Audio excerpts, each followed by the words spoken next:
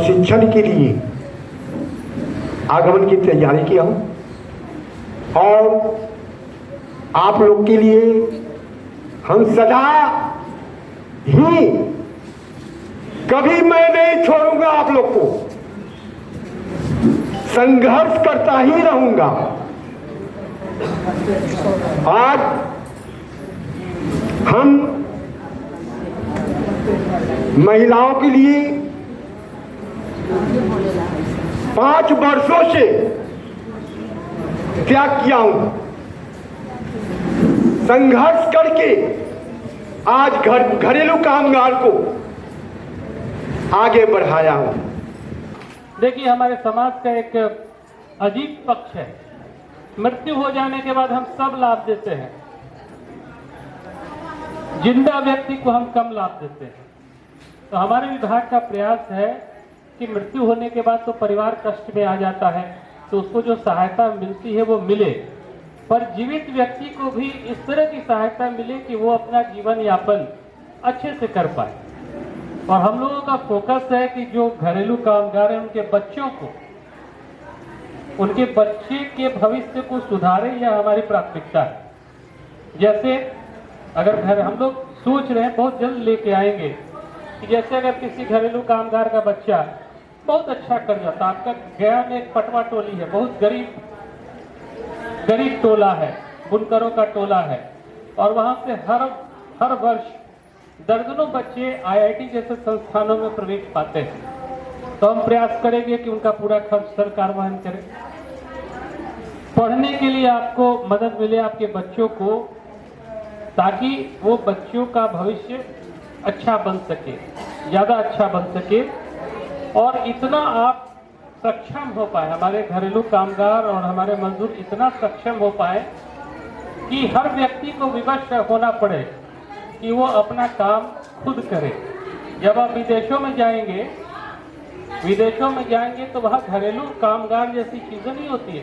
बहुत बड़े आदमी, सुनिए, बहुत बड़े लोग, बहुत धनी लोग अपना सारा काम खुद करते हैं, क्योंकि वहाँ सभी का जीवन स्तर ऊपर उठा है। और आपका जीवन स्तर तभी ऊपर उठेगा जब आपके बच्चे अच्छी शिक्षा प्राप्त करेंगे।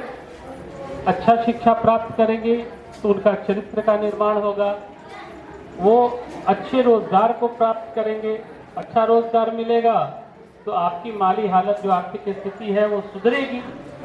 और आप देखते हैं कि जब आपके पुत्र बड़े हो जाते हैं और कोई अच्छा नौकरी में करते, हम लोग सिनेमा में देखते हैं कि भाई वो घर का काम करके औरत अपने बच्चों को पढ़ाती है और बच्चा बड़ा होके क्या हुआ तो पुलिस इंस्पेक्टर बन गया, तो अपनी माँ को कहता है अब आपको माँ काम करने की आवश्यकता नहीं है, अब हम इतना सक्षम हो गए हैं कि आपको काम करने की आवश्यकता नहीं है।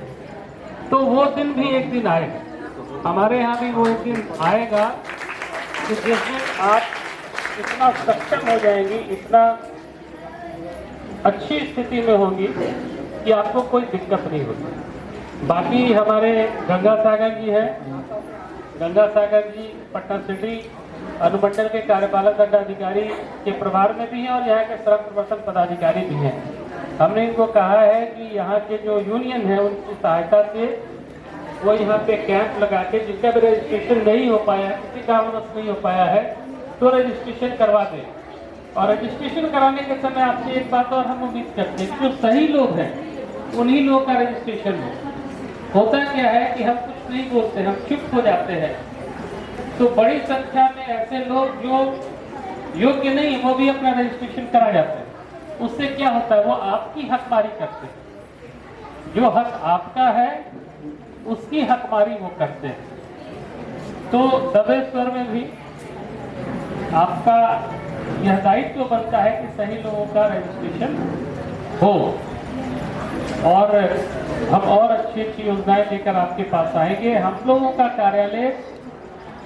कार्यालय दिवस के दिन हमेशा खुला है आप लोगों की किसी समस्या के लिए। आप स्वयं आइए, संघ के प्रतिनिधि के माध्यम से आइए, आपका स्वागत है। हमने जानबूझकर रविवार का इसलिए कार्यक्रम रखवाया था, जानते रविवार छुट्टी का दिन है तो सभी लोगों को कठिनाई होती है, परंतु जिस दिन छुट्टी नहीं होती उस दिन हम लोगों की दिनचर्या इतनी व्यस्त हो जाती है कि आपको 2 बजे का समय दे दिया, पता चला कोई मीटिंग हो गई, उधर चलिए, तो फिर हम माफ़ी मांगने के सिवाय कर क्या सकते हैं। इसलिए रविवार को फुर्सत होता है। तो आपको उम्मीद है कि गंगा जी आप बात करके और इन लोगों का रजिस्ट्रेशन करवाइए, और हम आपको उम्मीद दिलाते हैं कि जो भी न्यूनतम मजदूरी का विषय है या सामाजिक सुरक्षा योजनाओं का विषय है, हम उसका लाभ नहीं ले पाते जानकारी के अभाव में। तो आप देवनारायण जी को पकड़िए और देवनारायण जी को पकड़िए और उनसे पूछिए कि क्या क्या योजना चल रही है, देखिए कि क्या क्या लाभ आपको मिल सकता है। और आप क्या तो अच्छा है कि आप पटना में हैं और आप रोड वगैरह इतने बन गए हैं कि कोई दिक्कत नहीं कहीं आने जाने में। कहीं कोई दिक्कत है तो आप सीधे आइए, इनकम टैक्स चौराहा के पास आपके विभाग का ऑफिस है, आप सीधे आइए, बिल्कुल आपका स्वागत है। और हम लोग प्रयास करेंगे कि आपकी समस्या का निराकरण करें और आपको कोई असुविधा नहीं हो। एक बार फिर आज के इस कार्यक्रम में आमंत्रित करने के लिए और मुझे भाग लेने के लिए मौका देने के लिए हम सभी आयोजकगण और सभी घरेलू कामगार बहनों, माताओं, बच्चों, और एक चीज और यहाँ पे एक और हम आपसे अपेक्षा करेंगे कि अपने छोटे बच्चों को काम में ना लगाएं। या ठीक है कि 14 साल से नीचे के जो बच्चे हैं, अगर उनको कोई असुविधा है पढ़ने लिखने में, खाने पीने में, स्कूल जाने में, तो आप कृपया हमें बताएं, हम आपकी मदद करेंगे, परंतु उनसे श्रम नहीं कराएं। और इन्हीं शब्दों के साथ आप सबका बहुत बहुत धन्यवाद।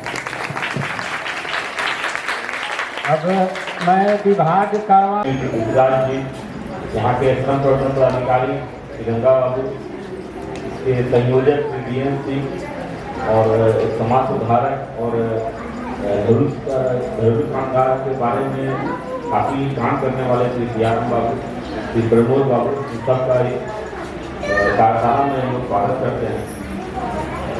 हम लोग श्रम विभाग और घरेलू कामगार का बहुत ही निर्धारित संबंध रहा है।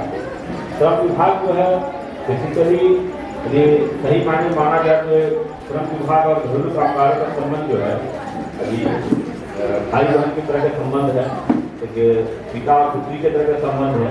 तो बताओ किस प्रकार का संबंध है इसका। पहले तो इस कार्यशाला में समझने का प्रयास करते हैं कि घरेलू कामगार जो है उसको क्या क्या सरकार की तरफ से क्या क्या लाभ मिल रहे हैं, क्या क्या लाभ मिल सकते हैं। और जहाँ सियाराम बाबू ने बताया कि इस तरह से हमारा बोर्ड के बहुत सारी योजनाएं हैं जिनका लाभ निर्माण बोर्ड को मिलता है, तो क्या घरेलू कामगार को क्या वो लाभ मिल सकते हैं अथवा नहीं मिल सकते हैं, इस पर हम लोग प्रकाश डालेंगे। तो पहला प्रश्न हमारे सामने है कि क्या घरेलू कामगार जो है उनको क्या क्या हम लोग के तरफ से सुरक्षा प्रदान है, सरकार की तरफ क्या सुरक्षा प्रदान है और किन किन बातों। लेकिन जैसी है आप में ताकत आता कि मैं माँ बन गई हूँ, अपने बच्चों की रक्षा करूंगी, अपने घर की रक्षा करूंगी, तो रक्षा करने के लिए आपको सर्वप्रथम क्या करना है? शिक्षित होना है मेरी बहनों। अगर आप पढ़े लिखे कम है तो आइए मेरे कंधे से कंधे मिलाइए और मैं आपको पढ़ाने का काम करूंगी, ताकि साक्षरता जो है एक ऐसी बिंदु है, जब आप पढ़ना लिखना थोड़ा बहुत भी जानती है तो आसानी से आपका कोई ठग नहीं सकता है। आप खुद सिग्नेचर करोगी, खुद बैंक से लोन लोगी। अभी हाल ही फिलहाल इस कामगार महिला संघ की जो देखे होंगे कि 0 बैलेंस पर आपका खाता खुला, और वो खाता में आप अगर 10 रुपया भी जमा करती हैं तो 10-10 करके कितना बन जाता है? 100। अगर 100 महिला मिलकर 10-10 इकट्ठा करेंगी तो 1000 बन जाता है। अगर किसी महिला को काम का जरूरत पड़े तो उसमें हम लोग भी अपना पैसा उसमें समूह में देंगे और आपका भी पैसा आपको रात दुगना दिन चौगुना बढ़ा देगा। इसके लिए मैं एक छोटी सी बात रखना चाहूंगी कि काम ऐसा करो कि नाम हो जाए अमर के में मेरी बहन, नाम अमर हो जाए, नाम अमर हो जाए। भारत माता की वंदे, नारी शक्ति जिंदाबाद, नारी